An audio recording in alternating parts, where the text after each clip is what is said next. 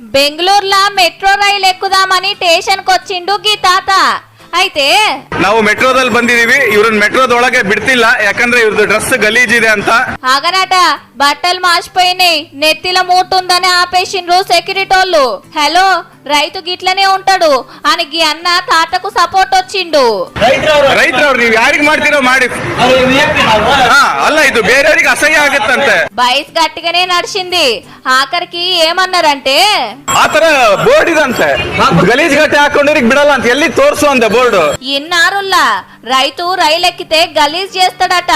మట్టిల మరలబడి మందికి అన్నం పెట్టే రైతు గిట్లుండకుంటే సూటు బూట్ వేసుకొని చేతిలో సూట్ కేసు పట్టుకొని షానిగా తిరుగుతుండొచ్చునా? లేకుంటే దోతి కట్టుకున్నోళ్ళు రైలు ఎక్కొద్దని రూల్ గిట్లుందా? టికెట్ తీసుకుండా లేదా? సంచిలేముంది చూడాలే గాని బట్టలు మంచిగా లేవు, మూటలున్నాయంటే ఎట్లా తాత?